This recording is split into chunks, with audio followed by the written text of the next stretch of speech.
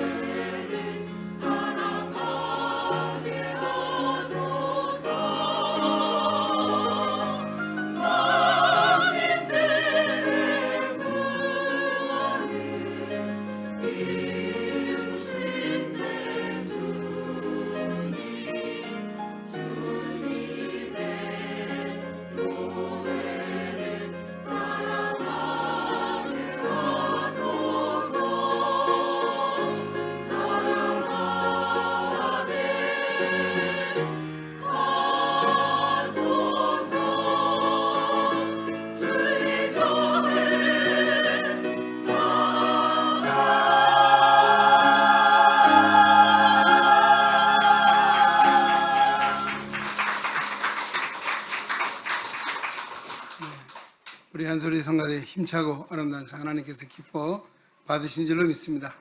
오늘 일찍이 오셔서 이렇게 수고들 많이 하셨는데 우리 격려 박수만 하겠습니다. 할렐루야. 네, 오늘 하나님께서 귀한 우리 목사님 보내주셨습니다.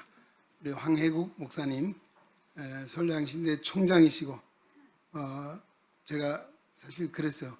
아니, 목사님 목회를 잘하시 학교 총장도 힘드시지 않으시나 말씀드렸더니만 목회하기보다 훨씬 힘드신답니다. 요즘 신학교들이 많이 어려운 가운데 있죠. 그래서 목회를 개척을 잘 하시다가 아주 자원하는 마음으로 정말 꺼져가는 불씨를 다시 한번 살려보겠노라고 하는 그런 심정으로 우리 서울양신대 총장으로 부임하셔서 1년 동안 많은 일들을 하셨고 지금 앞으로도 학교를 좀 살려보겠다 애쓰시는 우리 목사님이신데 우리 황해국 목사님 오늘 나오셔서 본문에 주신 말씀을 통해서 여호와의 명령을 따라라고 하는 제의 말씀으로 은혜를 주실 때 큰 은혜 받으시고 오늘 나오실 때 우리 큰 박수로 환영하겠습니다. 할렐루야.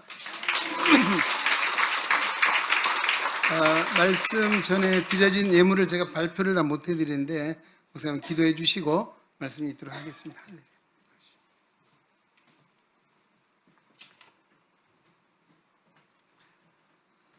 부흥회 때는 헌금 이름도 또 낭독하기도 하니까 제가 하겠습니다.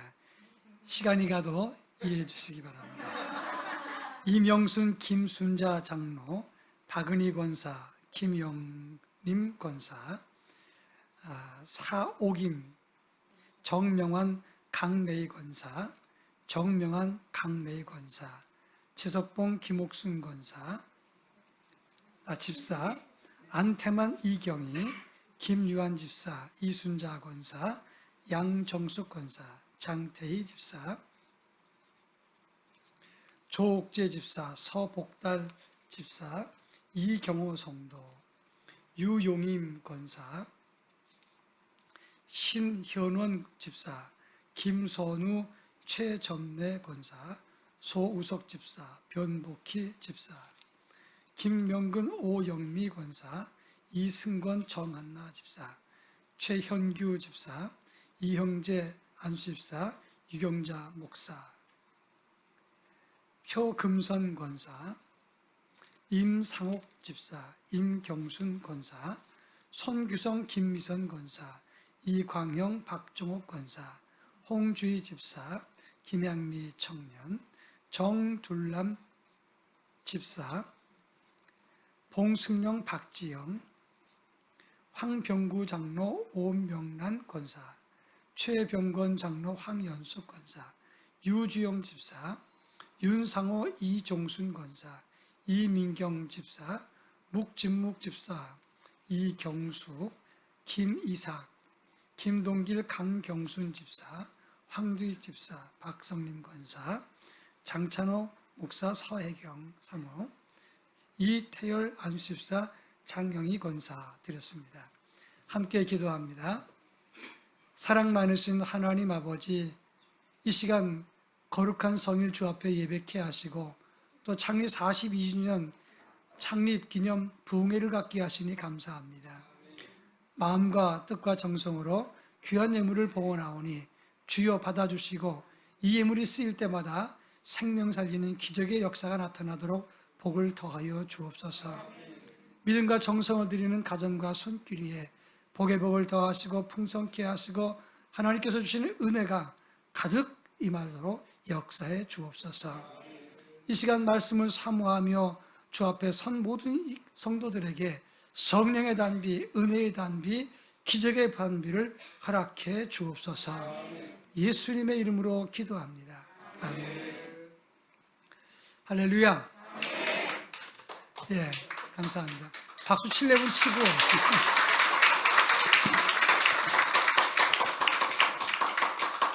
제가 지금 목이 참 안 좋잖아요. 지금 목이 좀 안 좋으니까 이해하고 들으시면 좋겠어요. 오늘 찬양을 부르시는 찬양들을 보니까 너무너무 부러운 거예요. 어쩜 이렇게 찬양을 잘합니까? 목소리가 그렇게 깨끗할 수가 없고 또 가사를 낭독해 주신 목소리를 들으니까 그렇게 제가 부러울 수가 없어요. 참 좋은 교회에 와서 이렇게 창립 기념 집회를 인도하게 돼서 영광스럽게 생각을 합니다. 하나님의 은혜가 여러분과 함께하기를 주의 이름으로 축원합니다. 제가 서울장신대 총장 그러니까 총장님이 무슨 설교를 하나 신학적으로 설교하면 다 좋을 텐데 이럴 수도 있어요. 그렇다고 더군다나 설교 시간이 50분 정도 하라 그러니까 딴 때보다 한 1.5배나 2배 정도 가까이 많잖아요. 여러분 다 죽었어요 이제. 왜냐하면 총장이 이제 신학적으로 설교하면 다 죽게 돼 있어요. 그러나 오늘은 제가 총장으로 설교하는 게 아니고 제가 만난 하나님에 대해서 말씀을 나눌까 생각을 합니다. 그리고 2부 예배 때는 또 본문이 달라요. 그래서 다른 설교를 하니까 1부 예배 때 은혜가 되거든 2부 예배 때도 또 나오세요. 그래서 함께 은혜를 많이 나눴으면 좋겠습니다. 지금부터 꼭 10년 전입니다. 2013년 8월 24일 날인데 금요일 날 밤이었어요. 금요일 날 자는데 두통이 너무 심한 거예요. 그래서 제가 제 아내에게 여보 내가 지금 두통이 대단히 심해요. 어떻게 하면 좋죠? 그렇게 얘기했더니 제 아내가 가만히 증세를 듣더니 지금 위급한 상황인 것 같다. 제 아내가 간호사 출신이거든요. 그래서 위급한 상황인 것 같으니까 빨리 병원에 가자. 제가 일산에서 목회를 했거든요. 그래서 이제 그럴 때는 구급차를 불러야 되는데 구급차를 부른 게 아니라 택시를 불렀어요. 택시를 타고 일산병원 응급실에 가니까 제 발로 걸어온 사람들은 그냥 내버려 두더라고요. 그래서 그냥 방치된 상태에서 한 2-3시간 지났어요. 그리고 난 다음에 너무너무 힘드니까 봉지를 달라고. 왜냐하면 제가 토할 것 같다고. 그래서 봉지를 주는데 구토를 하는 중에 제가 의식을 잃어버렸어요. 그리고 난 다음에 저는 모르죠. 그리고 저는 중환자실로 가서 CT를 찍었는데 갑자기 그 그 의료인이 뛰어나오면서 에머전시라고 소리를 질렀다 그래요. 비상사태라는 거죠. 그러면서 이제 제가 중환자실에 들어가서 2주간 있었어요. 그리고 일반 병실에서 1주간, 모두 3주간 동안을 병원에 있었습니다. 근데 그때 무슨 일이 있었냐면 그 병원에서 의사가 진단하기를 뇌 사진을 찍어 보니까 뇌에 피가 꽉 찼다는 거예요. 일명 뇌출혈. 정확하게 말하면 지주막하 출혈. 지주막하 출혈이라는 것은 이 뇌 안에 있는 피막이 있거든요. 거기 안에서 출혈이 생긴 거예요. 피가 꽉 찼기 때문에 뇌압이 상승해서 머리를 뚫어서 피를 빼내거나 그리고 또 여기 기도를 잘라가지고 거기 삽관을 해서 산소호흡을 해야 되는 그런 위급한 상황이었어요. 그러면서 한다는 말씀이 이 환자는 지금 병원에 입원했지만 의식을 잃었지만 앞으로 영원히 안 깨어날 수도 있습니다. 그리고 깨어난다 그래도 아무리 빨라도 3일 이내는 깨어날 수 없는 상황입니다. 이렇게 이야기를 했습니다. 그런 상태에서 제 안에는 두려움과 무서움이 있었겠지요. 중환자실 밖에서 여름이었지만 밤새 떨면서 밖에 있다가 그러면서 제가 중환자실에 들어가 있을 적에 저희 장로님한테 전화를 했어요. 같은 아파트에 통로만 틀렸거든요. 그 수석 장로님한테 연락을 하니까 장로님이 급하게 전 교인들한테 연락을 해서 본당에 모이라 그랬어요. 그래서 이제 24시간 담임 목사님을 위해서 기도하자. 그래서 이 표를 보시면 알겠지만 그 다음 장면 보시면 이렇게 표를 만들어서 24시간 교인들이 본당에 모여서 기도하기를 시작한 거예요. 릴레이 기도를 했습니다. 그런데 이 릴레이 기도 시작한 지 3시간 만에 제가 의식을 깼습니다. 이 교회 참 은혜로운 교회예요. 딴 데 가서 이런 간증하면 박수도 안 쳐. 자기 일 아니라고 박수도 안 치더라고. 그래서 하여튼 제가 3시간 만에 깨어났는데 깨어나고 난 다음에 이제 그 이후로 중환자실에 혼자 있는데 아마 이 강대상 요 근처에 요 성가대석을 빼고 이 정도 크기에 혼자 있었어요. 요 앞에 그 테이블까지 꽤 큰 방을 혼자 있었는데 습도, 온도, 빛, 소리가 하나도 들어가지 않게 막아놓고 저를 특별히 격리를 했습니다. 그런데 이제 그런 중에 중환자실에 면회 시간이 되면 총회장님도 오시고 또 목사님들도 오고 가족들도 와서 제가 인사를 한 것 같아요. 그런데 한 주간 동안의 기억이 전혀 없어요. 처음 한 주간 동안 만나서 인사를 했다는데 기억은 안 나요. 그런데 그때에 아무 기억이 안 나는 것은 아니고 예수님께서 저를 찾아오셨어요. 예수님께서 찾아오셔서 하시는 말씀이 사랑하는 자야 나를 따라와라. 내가 너에게 빵을 구워주겠다. 이렇게 얘기하셨어요. 예수님 따라오라 그러니까 예수님은 따라갔어요. 근데 갔더니 예수님이 갈릴리 어떤 오두막집에 저를 데려갔는데 그 방 안이 캄캄했어요. 그 천장 위에 빛이 하나, 창이 조그맣게 있는데 거기서 빛이 들어오는데 그 빛에 의해서 방 안이 약간 환했거든요. 예수님이 저한테 말씀하시면서 이 벽에 붙어 있는 선반에서 밀가루를 이렇게 던져서 반죽을 해갖고는 그렇게 이제 옆에 있는 화덕에다 구우시는데 밀가루 반죽할 때 밀가루 먼지가 올라가서 예수님의 머리 위로 또 어깨 위로 이렇게 내려오는 것이 햇빛에 다 비쳤어요. 그러고 난 다음에 이제 예수님께서 빵을 구워주시는데 그때 구수한 냄새가 났어요. 그리고 예수님께서 그 빵을 저한테 주시면서 먹어라. 옛날에는 이런 통밀가루 빵 먹고도 잘 살았는데 너는 왜 좋은 음식 먹고 누워있니? 일어나라. 이렇게 말씀하셨어요. 그러시면서 다 내려놓으라 그랬어요. 저는 그 순간에 지금 생사의 위급한 상황이지만 다 내려놓으라 그러는데 어디까지 내려놔야지? 이런 어리석은 생각을 했어요.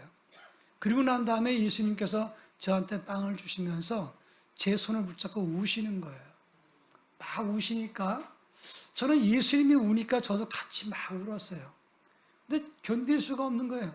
예수님이 우시니까 저도 막 따라서 막 우는데 한참 울다가 눈을 떠보니까 제가 침상에서 울고 있더라고요. 통곡을 하면서 울고 있는 거예요.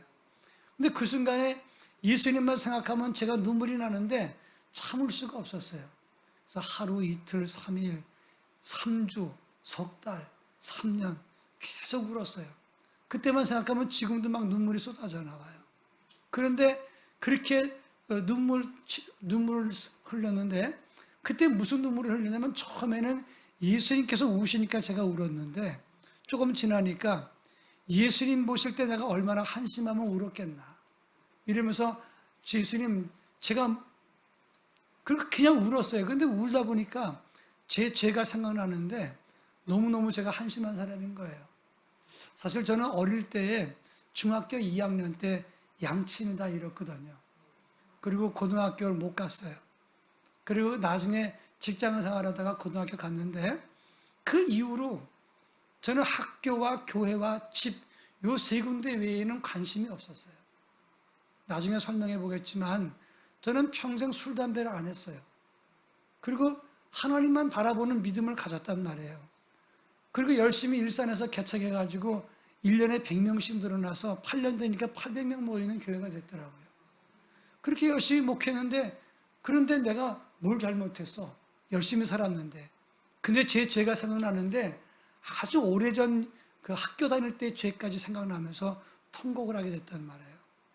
한참 울다가 보니까 그런데 주님의 놀라운 역사가 나타나서 다시 검사를 하는데 출혈 지점도 못 찾고 피가 흡수된 지점도 못 찾았어요.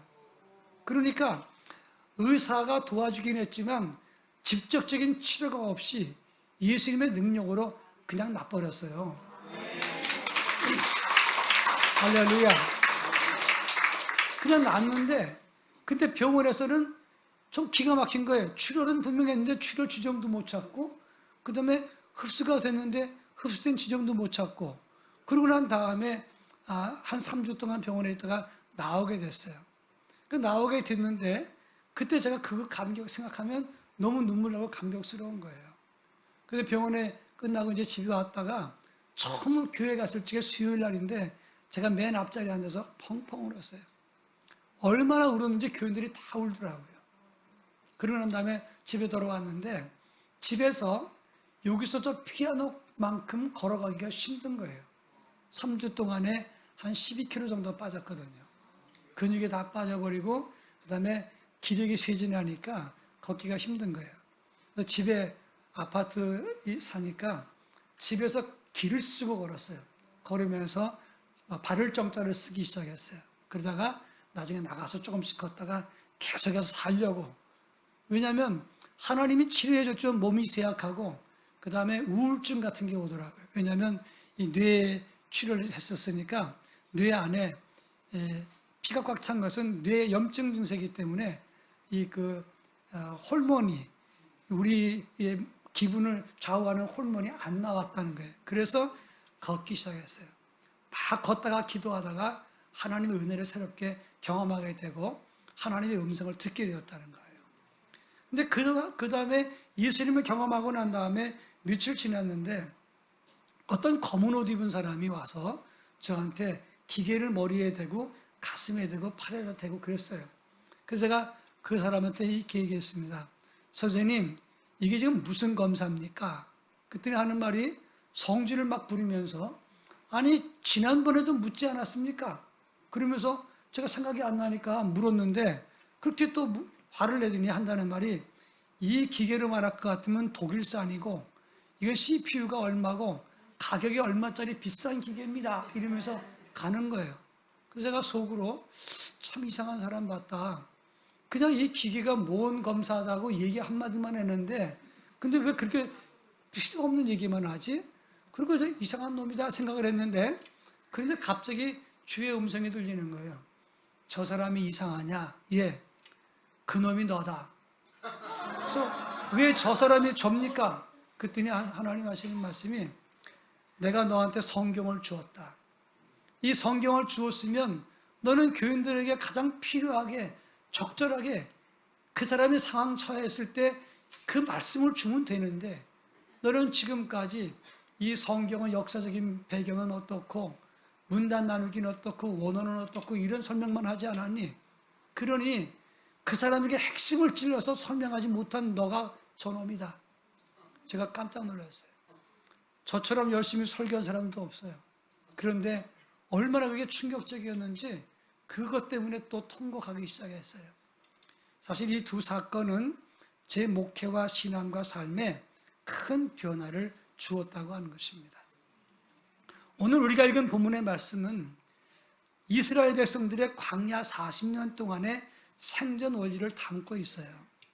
오늘 23절에 보니까 여호와의 명령을 따라 행진하고 여호와의 명령을 따라 진을 치고 여호와의 명령을 따라 자기 직임을 지켰더라 이렇게 말했습니다. 여기 여호와의 명령 따라는 말이 한 절에 3번 반복되어 있어요. 이 말은 대단히 중요한 실존적인 질문이에요. 저는 이 성경을 수없이 받고 그냥 지나갔어요. 근데 제가 쓰러지고 난 다음에 뇌출혈로 죽음을 경험하고 난 다음에 이 말씀이 주는 의미를 생각하고 밤새 한잠도 자지 못했어요. 이 말씀을 보면 여호와의 명령을 따라 행진하고 진을 치고 자기 직임을 지켰다 그랬는데 한 가지 물어볼게요. 그 당시 이스라엘 백성들 장정만 60만이면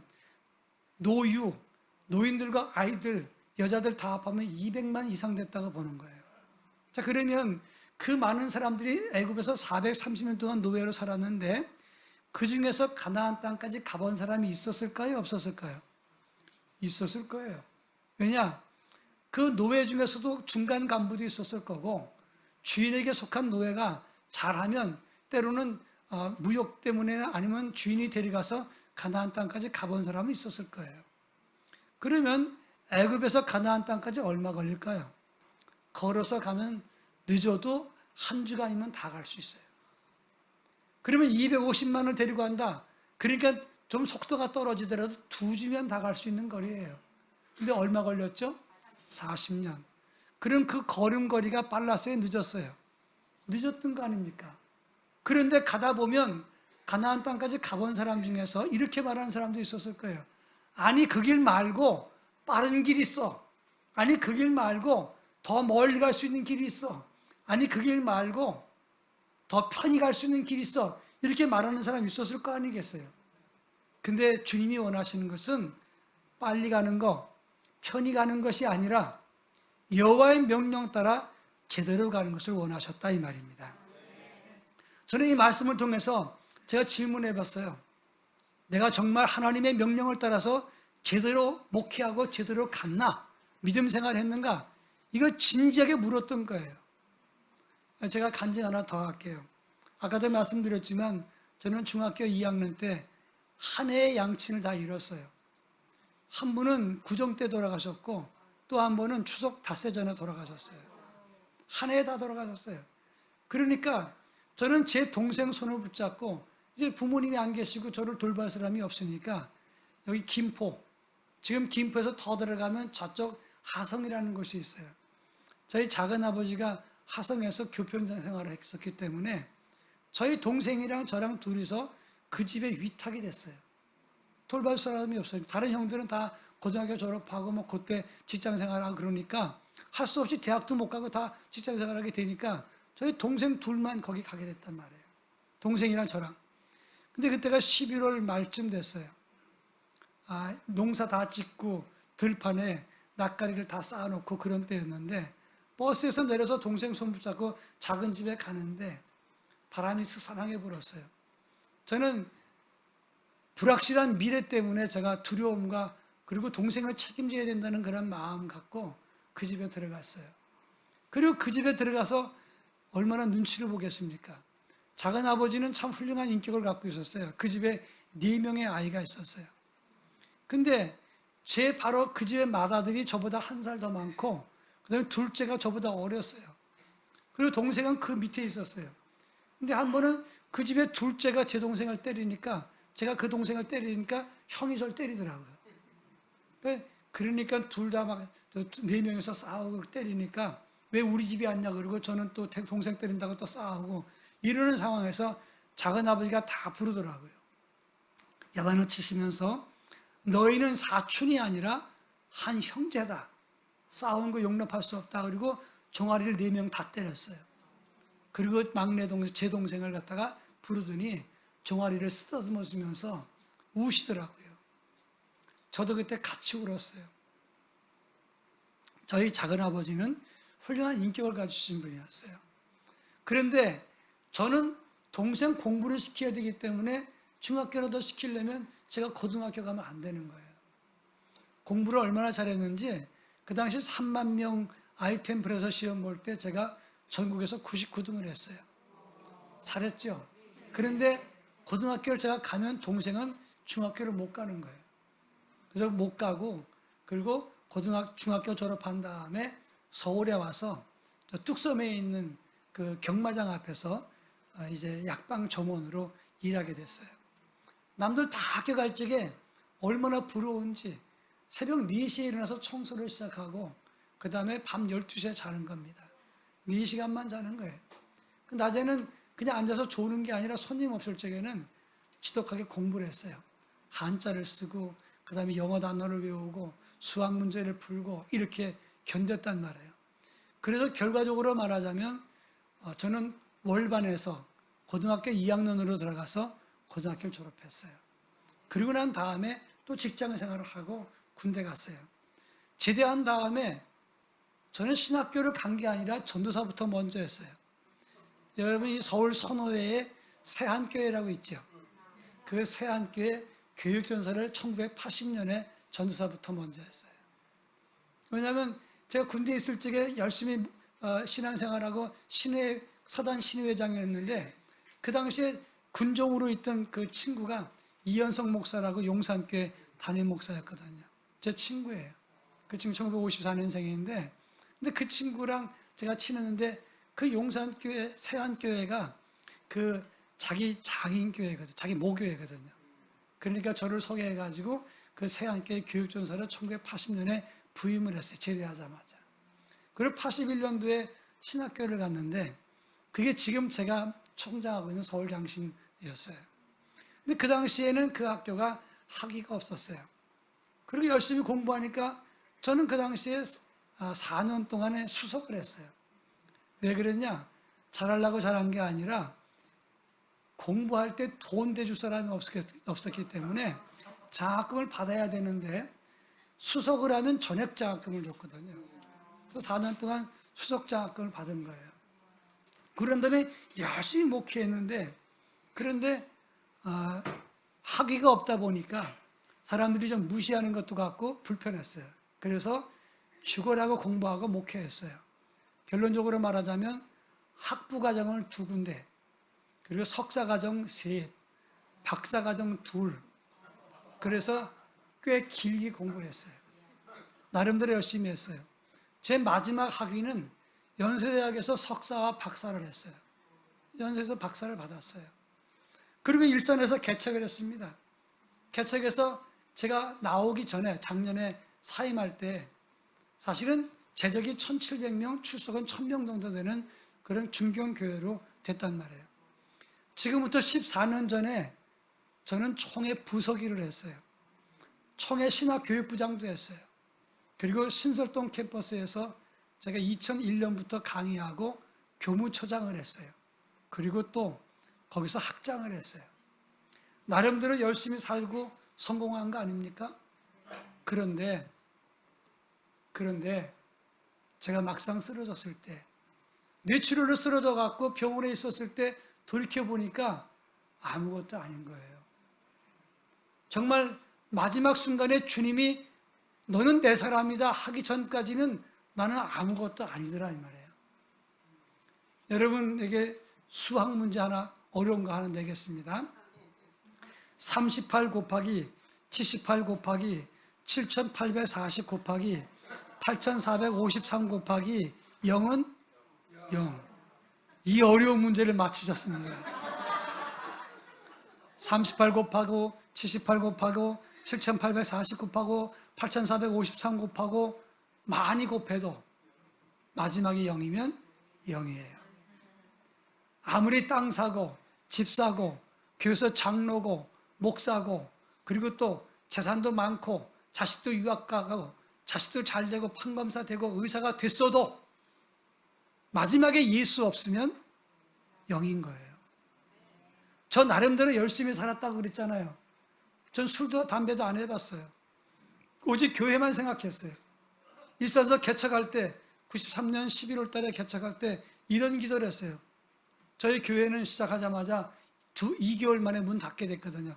왜냐하면 유치원 지하에서 개척하는데 그 지역 주민이 하도 반대하니까 그래서 제가 문 닫을 옆에 있었거든요. 그때 그런 기도까지 했어요. 하나님, 나는 망해도 좋으니 교회가 흥하게 하옵소서. 그런 기도까지 했단 말이에요. 그랬던 제가 막판에 주님 앞에 서게 됐을 때 나는 어떤 모습일까 생각하니까 깜깜한 거예요. 너무 부끄러운 거예요. 아무리 많은 수를 곱해도 끝에 마지막에 예수가 없으면 0이란 말이에요. 지금 우리가 불편한 몸을 갖고 있어도 예수 안에 있다면 가장 복된 자인 것을 믿으시기를 축원합니다. 그러니 본문에서 말하는 여호와의 명령을 따라 진을 치고 여호와의 명령을 따라 행진했다는 것은 무엇을 말하는 것인가? 이 말은 자기 자리를 지키라는 거예요. 이걸 설명하자면 민수기 1장에 보면 민수기 1장 1절에 보면 옛날 개혁성경이 이렇게 되어 있어요. 출애굽 2년 2월 1일에 이렇게 되어 있어요. 이 말은 출애굽한 지 1년 1개월 뒤에 이런 뜻이에요. 많은 사람들이 출애굽을 하고 물 좀 제가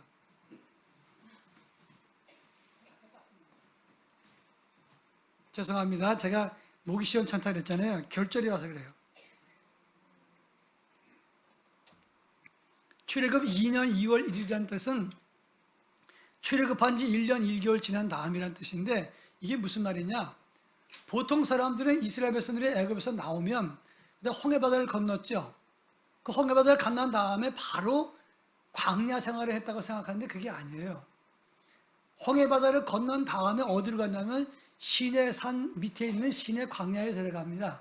거기다 천막을 치고 1년 1개월 동안 있었던 거예요. 거기서 뭐 했느냐?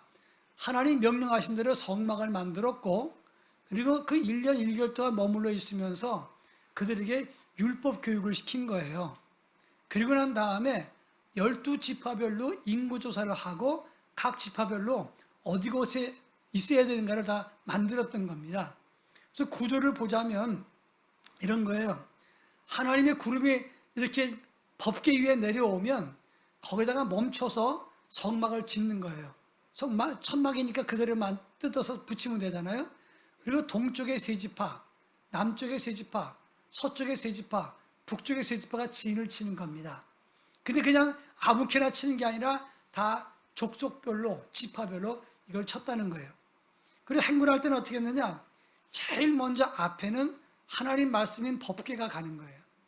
그 법궤가 가면 맨 앞에 갈 적에 그 옆에는 모세와 아론이 뒤를 따라가요.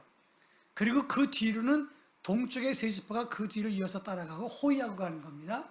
그 다음에는 게르손 자손들이 성막과 휘장과 줄 이런 것들을 다 싸가지고 그걸 싸가지고는 수레에 싣고 가면, 그리고 그 뒤를 이어서 무라리 자손들이 널빤 나무, 그 다음에 폴대 이런 무거운 것들을 수레에 싣고 또 그 뒤를 따라갑니다. 그러면 남쪽의 세 지파가 그 뒤로 호위하고 가는 것이고, 그 다음에는 고앗 자손들이 성물을 운반해요.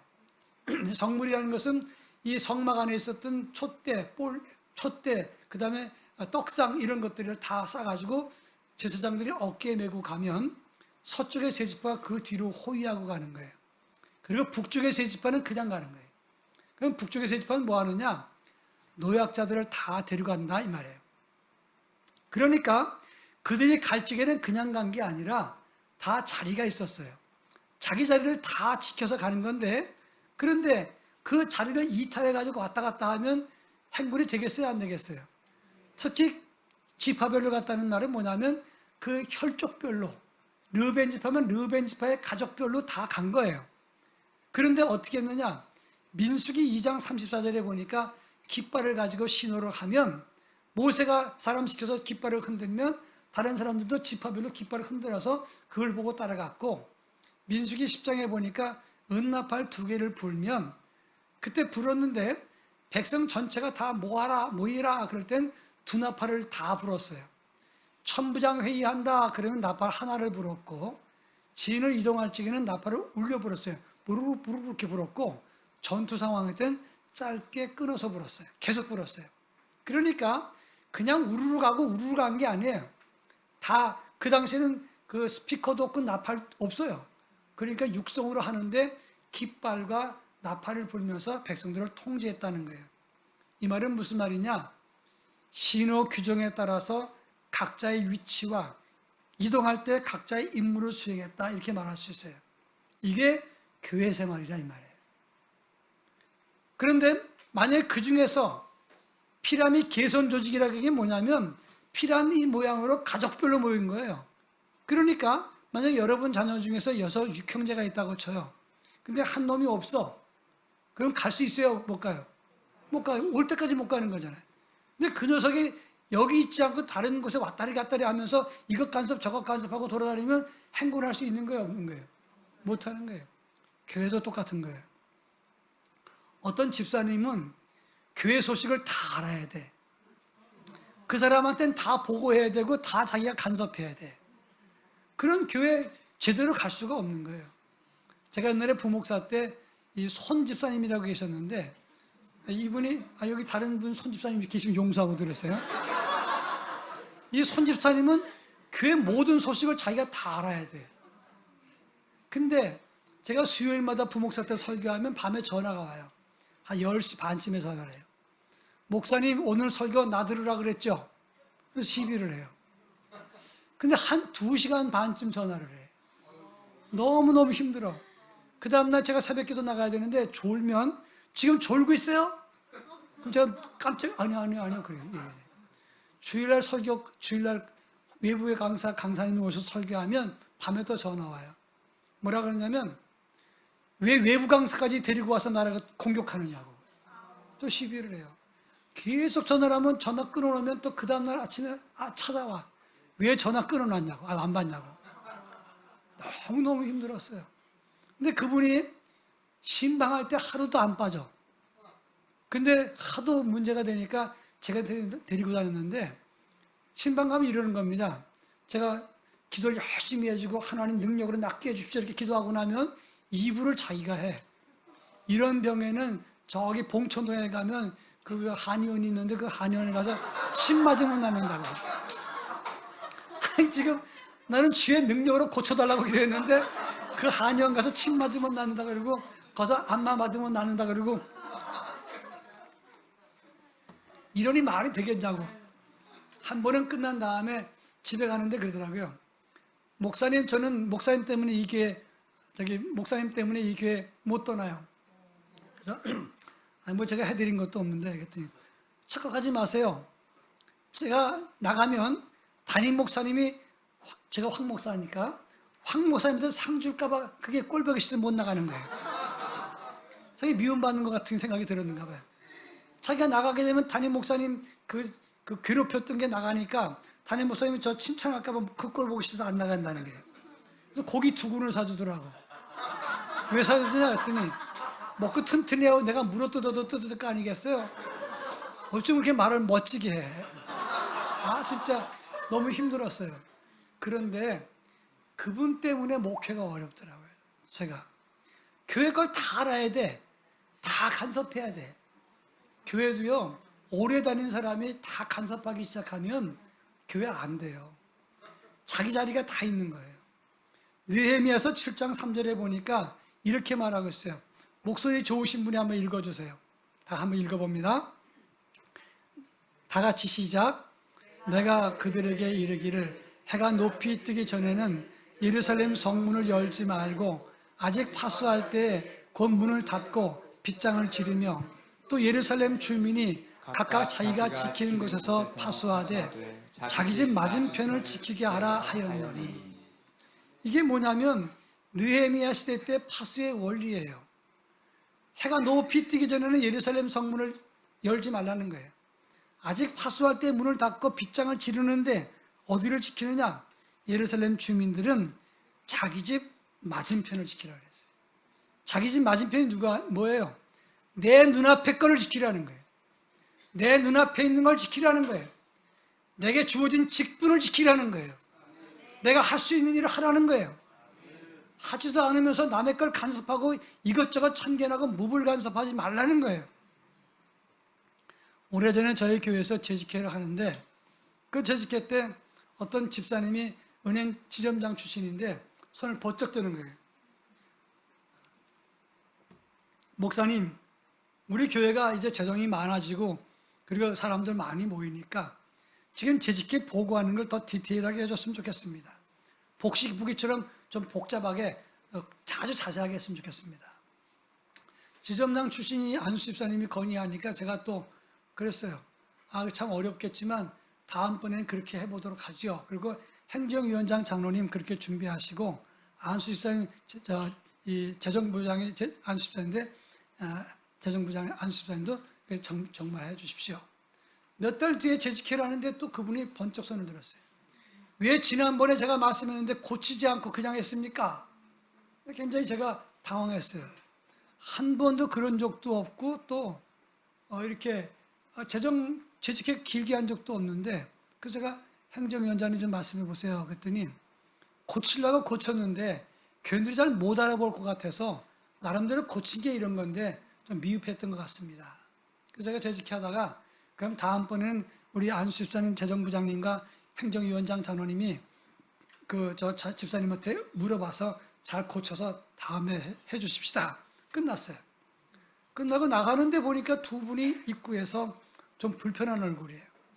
그래가지고 두 분을 불렀어요. 제 방에 와서 제가 그랬습니다. 장로님, 저 집사님이 은행 지점장 출신이고 그러니까 잘 반영해서 만들어 주세요. 그리고 또 집사님도 장로님이 그러셨는데 좀 이해해 주십시오. 그분이 뭐라고 말씀하자면 목사님을 왜 장로 편 드십니까? 그때 순간적으로 저분이 좀 속이 지금 불편하구나 생각을 했어요. 그럼 목사가 안수 집사 편 들어야 돼요? 장로 편 들어야 돼요? 주님 편 들어야지 누구 편 들겠어요 지금? 다 같은 식구인데. 제가 그 순간에 그리고 싹 가버리는 겁니다. 굉장히 서운했어요. 근데 그분 다른 사람을 통해서 들리는 소식이 뭐냐면 교회 떠나겠다는 거예요. 제가 평상시 같으면 바로 신방 갑니다. 전화하고 신방 가고 왜 그러냐고 마음을 녹여주는데 제가 시험에 들었어요. 서운했어요. 내가 20여 년 동안 목회하면서 그 당시 20여 년 동안 제가 30년 목회하고 나왔거든요. 그렇게 목회하면서 내가 재정 손을 댄 적도 없고 우리 교회를 어떻게 운영하는지 본인도 잘 알잖아. 그런데 그렇게 말하면 그게 시원한가? 마음에 시험이 들었어요. 여러분만 시험 드는 게 아니라 목사님도 시험 들 수 있다는 걸 알아야 돼요. 제가 삐졌어요. 제가 전화 안 했어요. 그 전에 전화 안 했더니 그 다음 주에 안 나오더라고. 그때 더 삐졌어 내가. 나오려면 나오고 말래 말아라. 제가 처음으로 그런 생각이 들었어요. 그 다음 전화 안 했어요. 또 안 나오더라고. 제가 그때는 겁납니까? 삐지겠습니까? 더 삐지더라고 내가. 제가 얼굴 보세요 제가. 좀 옹졸하게 생겼잖아. 속이 좁게 생겼잖아. 사실 저 밥도 잘 많이 안 먹어요. 속이 좁아갖고. 그런데 그게 삐졌는데 3주째 안 나오잖아요. 그래서 제가 전화를 했어요. 그 전화했던 이유가 있어요. 왜냐하면 나갈 때 안수집사가 나간다는데 전화도 없다가 그런 소리 듣기 싫어서 내가 전화한 거예요. 월요일날 전화하고 화요일날 전화하고 수요일날 전화하고 계속 전화했어요. 금요일까지. 분명히 나 전화했어. 근거를 남기려고. 그러면 안 되는데 토요일에 찾아갔어요. 그 집사님 옆에 사는 장로님 나오라고 해서 같이 갔어요. 아침 10시에 갔는데 없어요. 2시에 갔는데 없어요. 저녁 7시에 갔더니 있어요. 만났어요.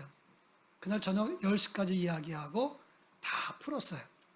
그리고 이제 목사님 죄송합니다. 제가 철이 없었습니다. 그리고 내일 교회 나가겠습니다. 나왔어요. 밤 10시 넘어서 나오는데 그분 집이 좀 멀었기 때문에 차를 타고 오는데 비가 부슬부슬 내린 봄이었어요. 아파트 축대에 개나리가 이렇게 피어 있었어요. 그 집에 이제 다가갔는데 가다가 보니까 이렇게 신호 때문에 서 있는데 한편으로 후련하고 한편으로 울적했어요. 근데 갑자기 주님의 음성이 들리는 거예요. 네가 아비의 마음을 가졌구나. 내가 얼마나 울었는지 몰라요. 차 옆에 세워놓고. 아니에요, 아버님, 하나님. 아비 마음이 아니라 삐짐의 마음을 가졌었어요. 목사로서 아비의 마음을 가져야 되는데 아니에요, 주님. 근데 주님이 그러시는 거예요. 그래도 네가 가지 않았니?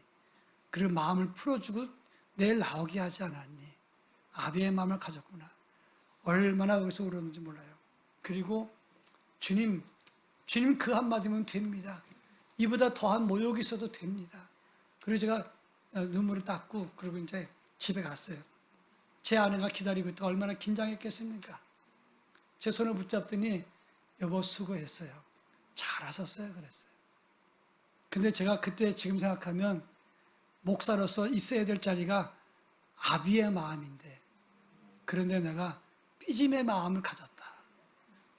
그건 정말 잘못됐구나. 여러분 목사도 그럴 수 있어요. 사람이니까. 그러나 우리 모두가 각자의 자리를 지켜야 돼요. 목사님은 목사님대로, 목사님은 교인들은 교인대로, 목사님을 존경하는 마음, 배려하는 마음, 여러분 그 자리에 있어야 돼요. 목사님은 양들을 위해서 희생한 자리에 있어야 돼요. 장로님은 장로님대로 목회를 지원해야 돼요. 그리고 여러분들은 여러분대로 각자의 위치에서 자기 자리를 지켜야 되는 거예요.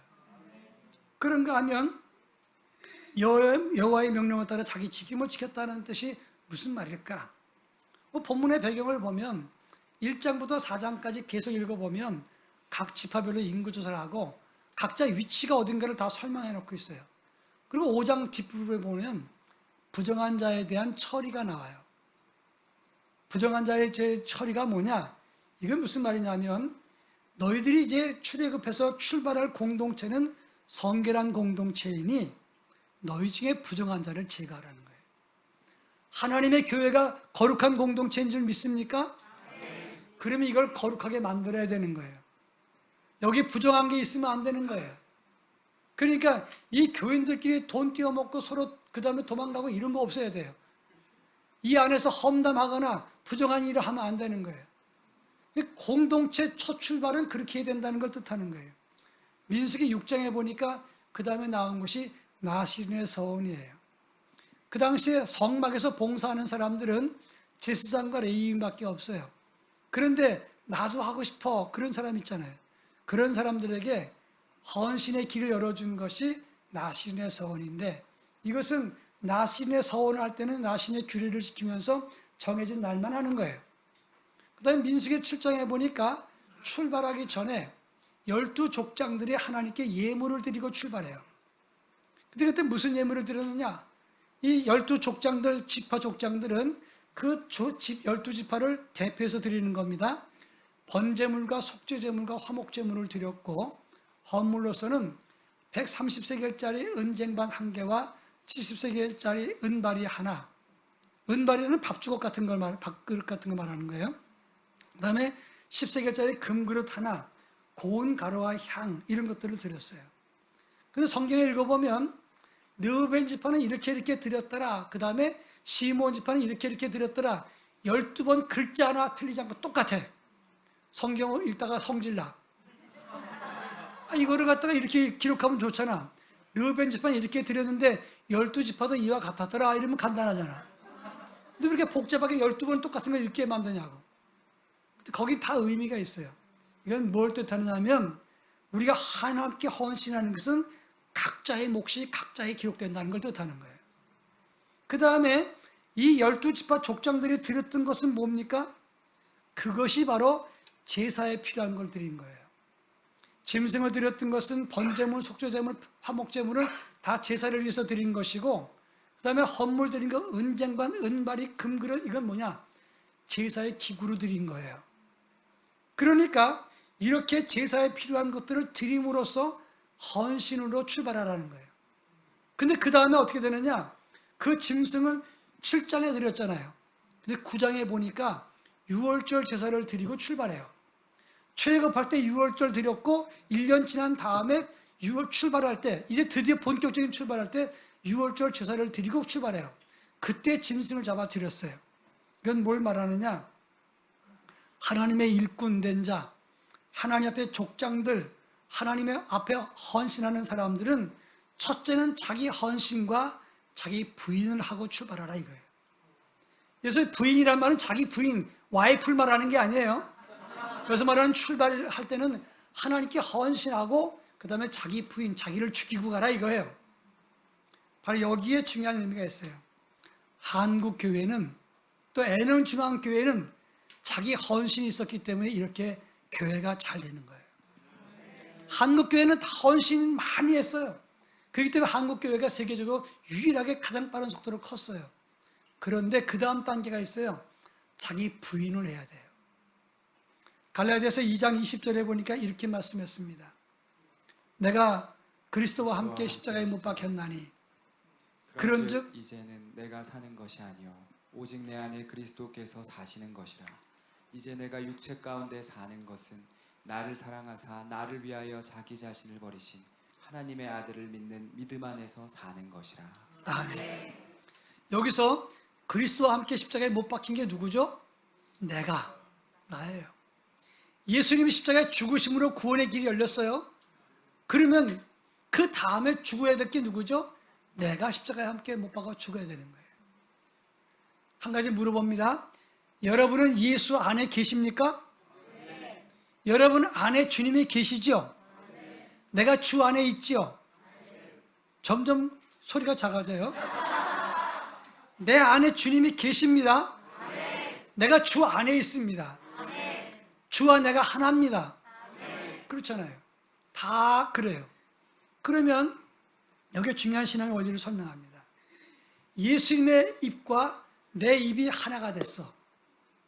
그래서 십자가에 죽어서 내가 죽었어요. 내 입이 죽었으면 누구의 입만 남죠? 예수의 입이 남죠. 예수님의 눈과 내 눈이 하나가 됐어. 그리고 내 눈이 죽었으면 누구의 눈만 남아요? 예수의 눈. 예수의 가슴과 내 가슴이 하나가 되는데 내가 죽었으면 누구의 마음? 그렇잖아요.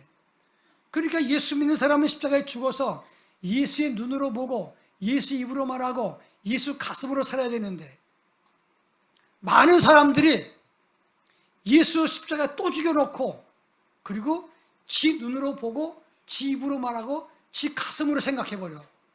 자기 생각 고집으로 말해. 그래서 교회는 목소리 큰 놈이 주인같이 끝까지 우겨. 그건 교회가 아니에요. 지 고집의 나라를 만드는 거예요. 제가 어느 교회라고 말하면 여러분 아는 교회라서 이 노예 교회거든요. 제가 한번 집회 갔어요. 굉장히 오래된 교회, 100년 된 교회. 근데 리모델링을 다 해놨어요. 근데 강단이 삐그덕삐그덕 되더라고, 설교하는데. 붕해하는데. 그리고 또 커튼이 있어. 너무 오래된 거예요. 담임 목사한테 물었어요. 근데 왜 이렇게 어울리지 않게 해놨냐. 장로님이 강대상을 바쳤는데 내 눈에 흙이 들어가기 전에 못 바꾼다 그래서 못 바꾸겠다. 베니다판으로 만든 거예요. 저 커튼은 왜 그랬냐니까. 그럼 부인 권사님이 바쳤는데 그건 부인 권사님이 죽을 때까지 그건 못 바꾼대. 제가 그랬어요. 야, 어떻게 교회에 리모델링 다 해놓고 강대상과 커튼을 못 바꾸는 교회가 교회인가? 옛날에 어떤 사람이 4728이라고 그랬어요. 옆에 있는 놈이 야 4727이야. 아 이러면 4728이지 어떻게 4727이냐? 그래서 싸운 거예요. 4727이다 28이라 한참 싸웠어요. 하도 안 끝나니까 이 두 사람이 원님한테 찾아갔어요. 원님 4727입니다. 28입니다. 원님이 가만히 있다가 여봐라 4728이라고 말한 놈 저는 볼길 때려라. 4727이 그걸 보고는 거봐 이놈아 내가 맞지? 웃으면서 비아냥으로 갔어요. 4728이라고 말한 놈이 볼길 맞고 이제 억울하니까 원님한테 대드는 거예요. 원님 어떻게 4727입니까? 28이지? 원님이 뭐라는 줄 아십니까? 야 이놈아 네가 상대할 놈을 상대해야지. 어떻게 4727이라고 주장하는 놈이랑 말을 섞고 싸우냐. 그게 어리석다는 걸 깨우치기 위해서 네 볼길 때렸다 그랬어요. 교회 안에도 4727이 너무 많아. 애능중앙교회 말고 저 일산에 많아. 아니 적어도 우길 걸 우겨야지. 우긴다고 호박이 소박돼? 안 되잖아요. 한국교회 위기는요 헌신해서 잘 됐어요. 자기 부인이 없기 때문에 그게 문제가 되는 거예요. 자기 주장이 너무 강하고 자기밖에 드러나지 않기 때문에 문제가 되는 거예요. 좀 지루합니까? 좀 더 해도 돼요? 네. 더 해요. 마지막으로 여호와의 명령을 지켜야 되는 이유가 뭐예요? 결론적으로 말씀드리자면 첫째가 뭐냐? 그들이 광야에서 살기 위한 거예요. 하나님이 살리시기 위한 거예요. 빠른 길 한다, 편안한 길 한다. 그래서 먼저 가버리면 하나님 불기둥 구름기둥에서 벗어나면 그러면 죽어. 독충해 죽고 짐승해 죽고 외적해 죽고 햇볕 때문에 죽고 추워서 죽고 죽어. 말씀 안에 있어야 되는 거예요. 또 한 가지가 뭐냐? 계명을 지켜야 믿는 사람이 품위를 지킬 수가 있는 거예요. 여러분 가나안 종교나 애굽 종교를 보십시다. 가나안 종교, 애굽 종교 다 똑같아요. 더러운 종교예요. 지금 가나안 종교는 바알 신이 있어요. 그 바알 신은 태양 신이에요. 아세라 신은 생산의 신이에요. 이 두 신이 성적으로 결합을 하면 비가 온다고 생각했어요. 비가 와야 농사가 잘 되잖아. 그러니까 사람들이 그러면 신들을 자극 줘야 될 거 아니야. 그래서 한 게 뭐냐?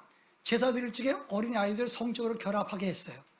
그걸 보면서 제사를 지니면 신들이 그거 보고 자기들 동해가지고 성적 결합한다고 생각을 했어요. 얼마나 음란합니까? 가나안 종교는 우상 숭배, 음란과 탐욕의 종교예요. 애굽 종교도 똑같아요. 근데 이스라엘 백성들이 430년 동안 애굽에 살았고 가나안 땅 들어와서 보니까 하나님 섬긴다고 하면서 그걸 따라가 버리면 어떻게 되겠어요?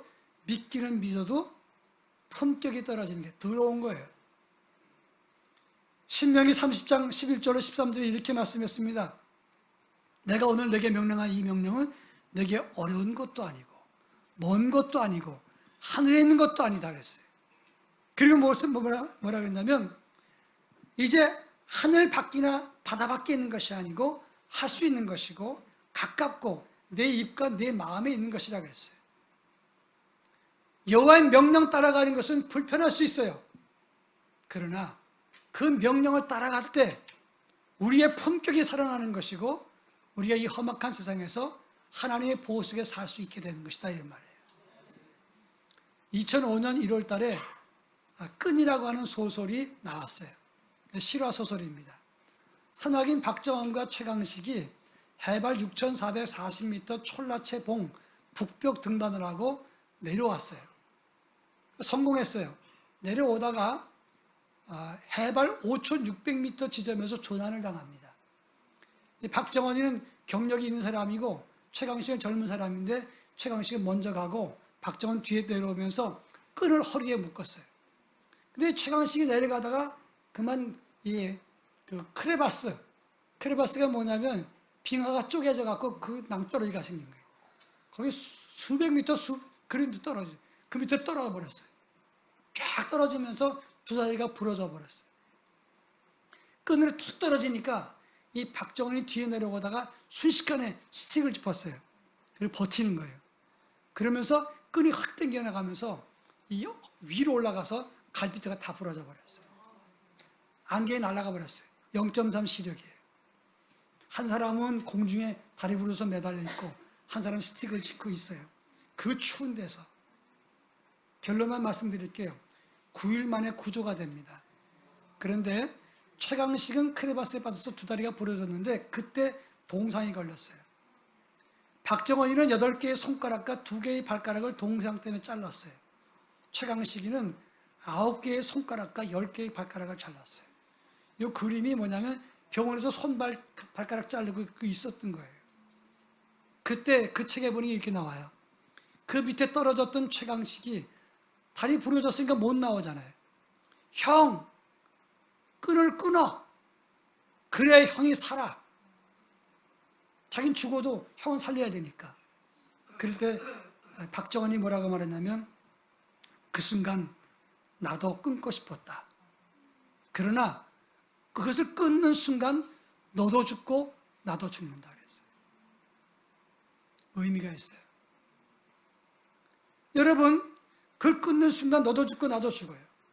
코로나 시절에 예배 끊는 거 그게 상식이에요.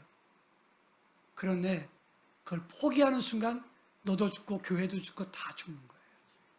여호와의 명령을 따라가는 거 불편할 수 있어요. 내가 충성하고 헌신하면 이 세상 사람 몰라주고 심지어 목사님이 몰라줄 수도 있어요. 그러나 그 명령을 끊으면 내가 죽고 나도 비천해지는 것이다 이거예요. 우리가 이 험악한 세상에서 믿음으로 살고 동시에 품위와 영성 있는 삶을 살려면 어떻게 살아야 되는 겁니까? 하나님 명령 따라 살아야 되는 거예요. 저한테는 두 아들이 있습니다. 큰아들은 아주 공부를 잘했어요. 고등학교 2학년 마치고 대학을 갔어요. 연세대학을 갔어요. 과학고를 다녔거든요. 과학고 갔는데 연세대학 갔다가 이미 이만큼 나왔어요. 왜냐하면 서울대 못 갔다고. 걔는 참 경건해요. 그리고 연세대 공부하다가 대학원은 장학금으로 다녔어요. 졸업한 다음에 미국 유학을 가는데 생활비와 학비 다 장학금 받고 갔어요. 거기서 둘을 낳았어요. 그래서 다 미국 국적에 딸 아이 둘을 낳았는데 믿거나 말거나 아주 전 그 아이 세상에서 제일 이쁜 것 같아요. 근데 그 아이가 거기서 공부 잘하다가 이제 졸업해갖고 한국에 들어왔을 때 삼성에서 스카우트했어요. 그래서 들어왔어요, 사실. 그래서 삼성에서 시작부터 월급도 많이 받고 그리고 좋게 시작을 했어요. 근데 그 아이는 굉장히 경건해요. 아무리 시험 때라도 퀴트를 하고 기도해놨어요. 그 전에 2007년도인가 상암 경기장에서 우리 그 1907년도 부흥운동이 100주년 있었잖아요. 그때 제가 일산에서 교인 데리고 왔거든요. 그때 제가 진행할 때 그때 진행 본부에 있었는데 햇볕이 그렇게 내리쬐는 거예요. 여름에 했으니까. 근데 그때 얼마나 했냐면 3시간 했어. 제가 성질 났어. 아니 땡볕에 지금 3시간 동안 사람들을 앉혀놓고 이게 뭐 하는 짓이냐고 막 화가 났어요. 그때 저는 그때 성찬위원이었거든요. 성질 나갖고 불리고 있는데 근데 우리 아들은 큰아들은 그 땡볕에서 저 구석에 와서 하나님께 간절하게 방언 기도를 하고 있는 거예요. 나이가 어린아이가. 목사는 성질 내고 있고 거기 또 그렇게 기도하고 있고. 지금도 그 형이 10에 2절 뛰어요. 10분의 1은 교회 드리고 10분의 1은 뛰어서 어떻게 하냐. 자기 처갓집가 저희 집에 보내요. 그럼 제가 매달 받아요. 그리고 그보다 더 주지. 하여튼 착해요. 믿음 참 좋아요. 그리고 보너스 받을 때는 그때는 어떻게 하냐면 미국에 있던 교회 거기다가 보내주고 11조도 보내고 그래요. 둘째에는 서울 상대를 나왔어요. 여기서 말하는 서울 상대는 서울에서 상당히 먼 대학을 말하는 거예요.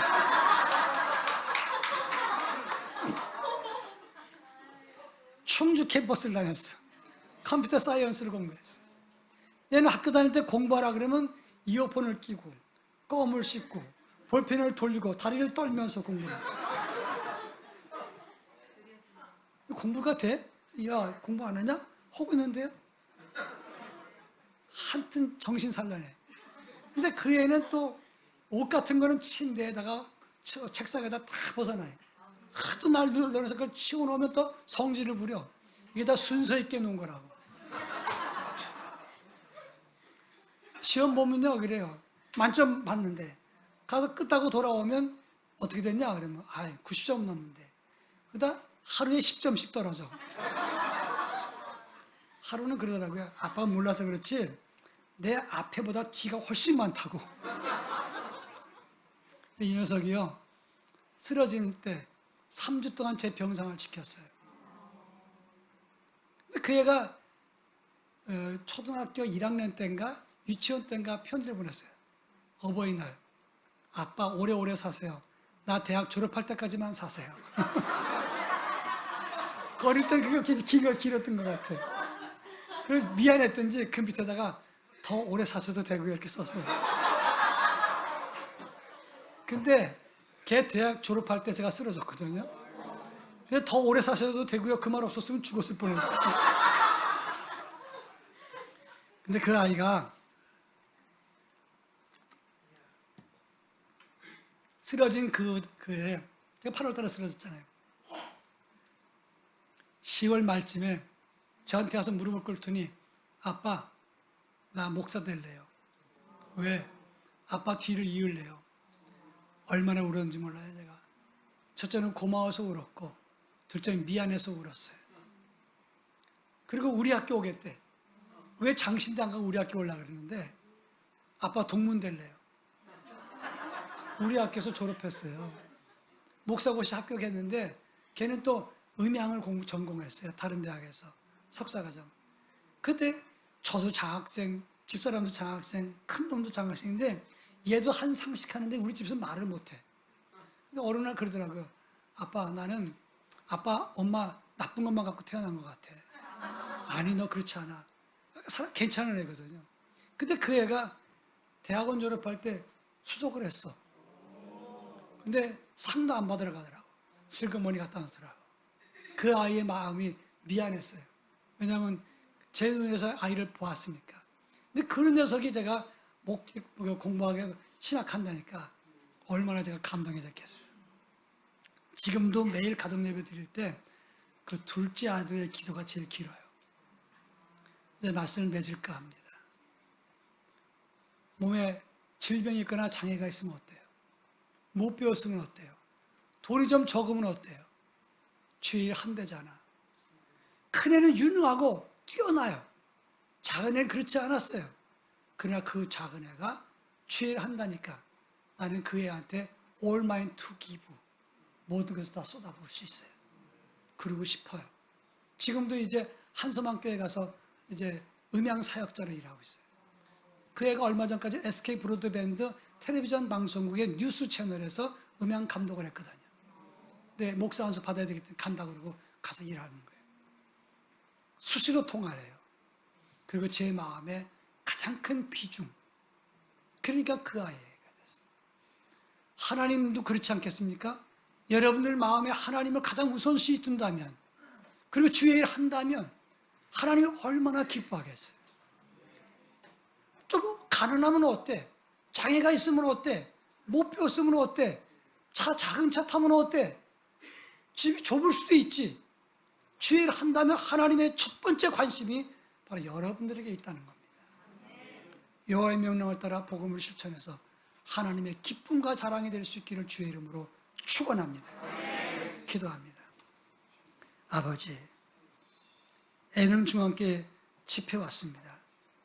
저는 처음 왔을 때 장애우들이 있다고 생각했습니다. 그런데 이 교회가 시각장애우가 세운 교회고 그런 교회라고 처음 알았습니다.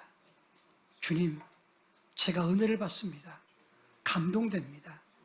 육신적으로 장애가 있지만 영적으로는 가장 뛰어난 믿음을 가지고 있는 하나님의 거룩한 종들에게 은혜를 더하셔서 여호와의 명령을 따라감으로 하나님의 기쁨과 자랑이 될 수 있도록 복을 더하여 주옵소서.